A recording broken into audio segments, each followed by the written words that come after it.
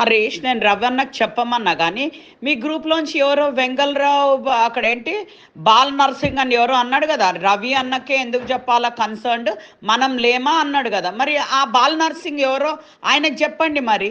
ఎందుకంటే ఎవరైతే పని చేస్తుండ్రో వాళ్ళని చెయ్యనియరు, ఎవరైతే ఇది పాలిటిక్స్ ఆడుతుండ్రో కాబట్టి నాకు నచ్చుతలేదు. అందుకే నేను ఇవాళ మీకు వెరీ క్లియర్గా చెప్తున్నాను, ఇవాళ ఒక మేయరు ఒక కార్పొరేటర్గా నేను ఉండంగా మీరు అందరు పెద్దతనం తీసుకుంటే నేను అనుకున్న మంచిగా చేస్తున్నారు అని, కానీ మమ్మల్ని తిరిగి క్వశ్చన్లు చేస్తున్నారు అన్నప్పుడు మళ్ళీ రవి ఎందుకు కావాల్సి వచ్చింది ఇప్పుడు నీకు? మీరు చేయండి, ఒక సామాన్యుడు అన్ని కలిసి కట్టుంటే చేయగలుగుతారు అన్నారు కదా, మీరు చేయండి మరి. తప్పకుండా చేసుకో హరీష్, వెరీ గుడ్, చాలా సంతోషం. మేము చేసేది మేము చేస్తాం, నువ్వు చేసేది నువ్వు చేసుకో. ఓకే, మరి మీరు చెప్పారు కాబట్టి మా వరకు మేము చేసుకుంటాం అక్క. ఇంకోసారి అడగంలే, ఎందుకంటే మీరు అడగమన్నారు కాబట్టి అడిగిన రవాణని, ఇంకోసారి అడగంలే అక్క. మహేందర్, హరీష్ చెప్పిండు కదా ఇప్పుడు రోడ్లు మా పని మేము చేయించుకుంటామని. ఓకే గుడ్, మంచిదే. ఆయన వెళ్ళి మరి ఆ రోడ్డు వెంగళరావు బస్ స్టాప్ దగ్గర నేను వేపిస్తాను నీకు చెప్పినాను. బట్ అదొక చిన్న ప్రాసెస్ ఉంటుంది, స్పెషలీ వర్షాకాలం లోపల మనము అవయ్యే వాళ్ళకి I think they don't know ఏ టైంకి రోడ్లు వేస్తారు, ఏదో చెప్పంగానే వేసేసేయాలి. ఇవాళ గ్రూప్ లోపల కూడా అందరు ఆఫీసర్స్ కూడా నేనున్నానని టకా పని చేస్తున్నారు, ఒక మేయర్ ఉంది అనేసి. సరే ఇప్పుడు హరీష్ చెప్పిండు కదా మా పని మేము చేయించుకుంటామని, తప్పకుండా చేయించుకోమను, రోడ్ కూడా వేయించుకోమను. ఎక్కడైతే రోడ్లు నేను అనుకుంటున్నాను వేపియాలి అనేసి తప్పకుండా అది నేను చూసుకుంటాను. మరి హరీష్ని వెంగళరావు బిల్డింగ్ దగ్గర వేపిమను. అవును మహేందర్, ఇన్ని రోజులు కూడా నేను ఇవన్నీ పట్టించుకోకుండా ఒక కార్పొరేటర్గా, మళ్ళీ దాని తర్వాత ఒక మేయర్గా ఎంత నేను చేయాలో అంత ఈ బస్తీకు చేస్తూనే వస్తున్నాను. కానీ ఎవ్వరు మటుకు వాళ్ళు మాట్లాడుతూ ఉంటే మాత్రం ఎవరు కూడా సహించరు, ఎవరు కూడా తీసుకోరు. నా పనులు నేను చేస్తూనే ఉన్నా. ఇవాళ ఇన్ని రోడ్లు వేయించినాము, గల్లీ లోపల రోడ్లు వేయించినాము. ఇవాళ మీ అందరికీ తెలుసు, మళ్ళీ నేను ఇవి రిపీట్ చేసుకుంటూ చేయలేను. కానీ కొందరు యాటిట్యూడ్, కొందరు బిహేవియర్ ఇన్ ద గ్రూప్ సహించలేనట్టుగా ఉంది. అవి వదిలేయాలంటే నేను వదలను. బికాజ్ వాళ్ళు ఏం అంటే ఐ నో నేను ఏం చేస్తున్నానో నాకు తెలుసు, బస్తీ ప్రజలకి తెలుసు.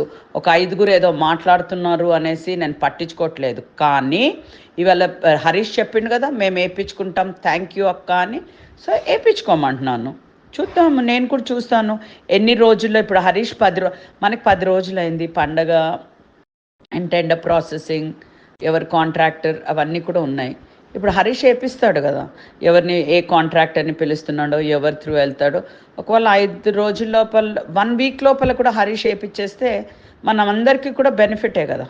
సో చూడండి మరి. అండి, నా పేరు జేజోల రాజు ముద్రాజ్. నేను ఇక్కడ రోడ్ నెంబర్ 12లో ఎన్బిటి నగర్లో ఉంటాను. నాది ఓన్ హౌస్ ఉంది అక్కడ. ఒక నెలన్నర నుంచి ఏంటంటే సార్, ఎన్బిటి నగర్లో మాకు ఒక అసోసియేషన్ ఫామ్ చేసుకున్నాం, అంటే వాట్సాప్ గ్రూప్ ఒకటి చేసుకున్నాం. దాంట్లో సుమారు 850 మంది రెసిడెంట్స్ గ్రూప్ మెంబర్స్గా ఉన్నారు, ప్రతి ఇంటి నుంచి ఒకరు చొప్పున. సో ఇక్కడ ఏం జరుగుతుందంటే, ఏదైనా లోకల్ గ్రీవియన్స్ ఉన్నప్పుడు, అది జిహెచ్ఎంసీ కానివ్వండి, వేరే జిహెచ్ఎంసీలో స్ట్రీట్ లైట్స్ కానివ్వండి, రోడ్లు కానివ్వండి, నాలాలు కానివ్వండి, శానిటేషన్ కానివ్వండి, ఈ సమస్యలు ఉన్నప్పుడు ఎవరి కోసం మనం ఎందుకు వెయిట్ చేయాలి, మనమే రెసిడెంట్స్ మన సమస్యలు తీర్చుకుందామని ఒక మంచి ఉద్దేశంతో ఒక గ్రూప్ని ఫామ్ చేసినాం సార్. ఆ గ్రూప్ ఫామ్ చేసిన తర్వాత ఎవరైనా సమస్య చేసినప్పుడు ఇమీడియట్గా ఆ గ్రూప్లో కన్సర్న్ డిపార్ట్మెంట్ ఆఫీసర్ నెంబర్ ఇస్తున్నాం మేము. మా గ్రీవియన్స్ కూడా తొలగిపోతున్నాయి. మీరు కావాలంటే ఒకసారి వచ్చి కూడా మా బస్తీని విజిట్ చేయొచ్చు. ఎన్నో స్ట్రీట్ లైట్లు వెలగకుంటూ ఉంటుండే, స్ట్రీట్ లైట్ ఉంటుండే వెలగకపోతుండే. సో వాటన్నిటిని కూడా మేము ఒక సమిష్టి కృషితో మంచి చేసుకున్నాం. 3 రోజుల కిందనే ఇదే పోలీస్ స్టేషన్ నుంచి ఏసీపీ గారిని, సిఏ గారిని పిలిపించి గణేష్ చతుర్థి వస్తుంది, ఆ అవేర్నెస్ ప్రోగ్రామ్ అని, ఈ గంజాయి, డ్రగ్స్, ఈ మత్తు పానీయాల గురించి కూడా ఒక అవేర్నెస్ ప్రోగ్రామ్ చేసినాం రీసెంట్గా. స్వచ్ఛందంగా సుమారు 300 నుంచి 400 మంది రెసిడెంట్స్ వచ్చి ఆ సమావేశంలో పాల్గొన్నారు. ఇదంతా ఇట్లా సాగుతుండగా మన నగర మేయర్ గారు గద్వాల్ విజయలక్ష్మి గారు, ఆమె ఏమి ఇంటెన్షనో తెలియదు. ఆమె నగర మేయర్గా ఉంటే మాకు సంతోషమే, ఎందుకంటే మా పార్టీ నుంచి, అంటే అఫ్కోర్స్ నేను బీఆర్ఎస్ పార్టీలో ఉన్నప్పటికీ, ఆమె కాంగ్రెస్కి వెళ్ళిపోయినప్పటికీ కూడా ఆమెతో సత్సంబంధాలే నాకు పర్సనల్గా ఉన్నాయి. కానీ ఆమెతో ఉన్న కొంతమంది ఆమె ఏం చేస్తున్నారంటే, ఇప్పుడు ప్రొవోక్ చేసి నా ఇంటి మీదకి వాళ్ళ 100 మంది గుండాలను తీసుకొని వచ్చారు. ఎందుకు ఈ గ్రూప్ చేసి పబ్లిక్ని రెచ్చగొడుతున్నారు మీరు అంటే? చేసిన పనులను చూడట్లేదు ఆమె. ఒక మేయర్ గుండి మాకు ఎంకరేజ్ చేయాల్సింది పోయి, భుజం తట్టి మమ్మల్ని ముందుకు నడపాల్సింది పోయి, ఇవాళ మా మీద పర్సనల్గా అటాక్ వచ్చేస్తుంది. నాకు వాట్సాప్లో కూడా పంపించింది. నేను ఉండేది బస్తీ సార్, నాది అది 85 నుంచి నోటిఫైడ్ స్లబ్ మాది. మా బస్తీలో ఎవరికి పర్మిషన్స్ ఉండవు. 100 గజాల్లో 60 గజాల్లో 30 గజాల్లో ఇల్లు కట్టుకొని ఉంటాం. ఒక కుటుంబంలో 2 అన్నదమ్ములు ఉంటే వాడి స్తోమత జర బాగుండి ఉద్యోగాలు చేసి ఒకటో రెండో ఫ్లోర్లు వేసుకొని ఇల్లు కట్టుకుంటాం. ఇవాళ ఏమంటుందంటే, నువ్వు ఈ గ్రూప్లో యాక్టివ్గా ఉంటున్నావు, ఇవన్నీ చేయడానికి నువ్వు వెనక సూత్రధారిగా ఉన్నావు అని చెప్పేసి నన్ను పర్సనల్గా నీ ఇల్లు కొలగొట్టిస్తా, జిహెచ్ఎంసీ నా చేతిలో ఉంది ఏమనుకుంటున్నావు అని చెప్పేసి థ్రెటన్ చేస్తుంది. ఇవాళ అది కాకుండా ఒక 100 మందిని నా ఇంటి మీద తీసుకొచ్చి నన్ను లైఫ్ థ్రెటన్ చేస్తున్నారు. ఇవాళ లిటరలీ మేము అందరం కలిసి గ్రూప్ సభ్యులం కలిసి ఒక పార్కింగ్ ఉంది సార్, మా దగ్గర స్కూల్ ఎదురుగా గ్రౌండ్ ఉంది. అదంతా ఏమవుతుందంటే, ఎవరో ఒకరు బయట నుంచి తెచ్చి కార్లను తెచ్చి పార్క్ చేస్తే గంజాయి తాగేవాళ్ళు అందులో కూర్చొని అడ్డాలు జమాయిస్తుంటే, దాని కింద అంత చెత్త బురద ఇదంతా నిండిపోతుంటే అందరం కలిసి, నేను ఒక్కని కాదు సార్, అందరం కలిసి అది క్లీన్ చేసుకున్నాం, మంచిగా నీట్గా పెట్టుకున్నాం. ఎవరు పార్క్ చేయదని నో పార్కింగ్ ఆడ బోర్డు పెట్టినాం. దాన్ని కూడా కాలుతో దాన్ని పడగొట్టి, మేయర్ గారు కాలుతో దాన్ని పడగొట్టి, ఎవరు వస్తారో చూస్తా, ఇక్కడ మీరు అందరు పార్కింగ్ చేయాల్సిందే, చెత్త రోడ్డు మీద వేయాల్సిందే, ఎట్లయితే అట్లా అయింది, నేను ఎవడొస్తా చూస్తా, ఏముండా కొడుకులు ఈ రకంగా మాట్లాడడం, ఏముండా కొడుకులు వస్తాడో చూస్తా, గ్రూపులు పెట్టి రెచ్చగొట్టడం కాదు. ఇంకా ఇంకోటి సార్, మా దగ్గర ఎవ్రీ శనివారం ఒక మార్కెట్ జరుగుతుంది. వెండర్స్ బయట నుంచి వస్తారు, వాళ్ళు షాపులు పెట్టుకుంటారు. ఆ వెండర్స్ కూడా మేము ఈ గ్రూప్ నుంచి ఏం చెప్పినామంటే, ఎవరి చెత్త వాళ్ళు వేసుకెళ్ళాలి, ఎందుకంటే మాకు ఇబ్బందులు అవుతున్నాయి. మీరు వ్యాపారం చేసుకుంటారు, రోజు డబ్బులు సంపాదించుకుంటున్నారు, హ్యాపీ వెళ్ళిపోండి, కానీ మీరు చెత్త వదిలిపెట్టిపోవద్దు, చెత్త వేయద్దు అని వాళ్ళకి మేము చెప్పినాం అందరం. నేను ఒక్కరిని చెప్పింది, వాళ్ళు అప్పటి నుంచి చెత్త వేసుకపోతున్నారు. అక్కడ మార్కెట్లో కొంతమంది మహిళల్ని మా మీద ప్రొవోక్ చేస్తూ, ఎందుకంటే మహిళల్ని ముందు పెడితే మమ్మల్ని అటాక్ చేస్తే మేమేం అనలేం కదా, మహిళల్ని పెట్టి పైసలు వసూలు చేస్తారు సార్ వాళ్ళు. లిటరల్లీ స్టాల్కి 100 రూపాయలు చొప్పున సుమారు 250-300 స్టాల్స్ అవుతాయి. మేయర్ గారు ఆమె మనుషులు, లిటరల్లీ ఆమె వాళ్ళ ఫోటోలు ఉన్నాయి సార్, మా తన ఆధారాలు ఉన్నాయి, ఫోటోలు ఉన్నాయి. నాకు వాట్సాప్లో ఆమె పర్సనల్గా మెసేజ్ పెట్టిన స్క్రీన్ షాట్లు ఉన్నాయి. నీ ఇల్లు కొలగొడతా అంటుంది.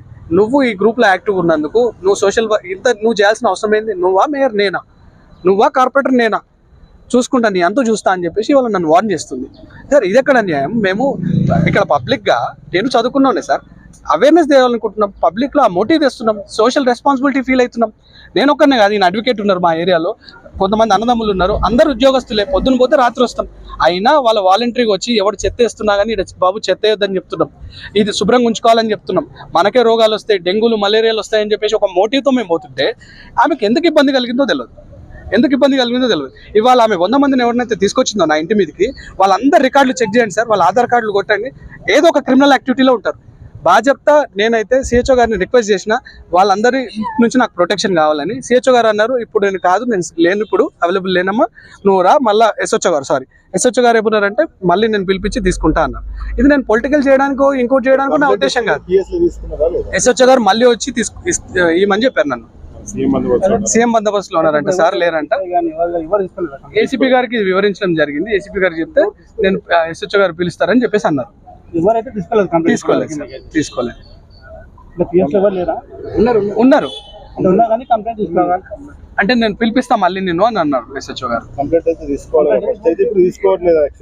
అంటే నేను ఎస్హెచ్ఓ గారిని కలుద్దామని వచ్చాను, ఎందుకంటే రీసెంట్ గానే ఆయనతో మేము ఒక ప్రోగ్రామ్ చేసినాం కదా, ఆయన ఉంటేనే నా బాధ వివరించి ఏ రకంగా మరి నేను పెట్టొచ్చు కంప్లైంట్ అని చెప్పేసి అడుగుదామని వచ్చాను. ఆయన లేరు ప్రస్తుతం, ఆయన సేమ్ బందోబస్తు. కంప్లైంట్ లేదు సార్, కంప్లైంట్ ఇవ్వడానికే వచ్చాను నేను, కంప్లైంట్ ఇవ్వడానికే వచ్చాను.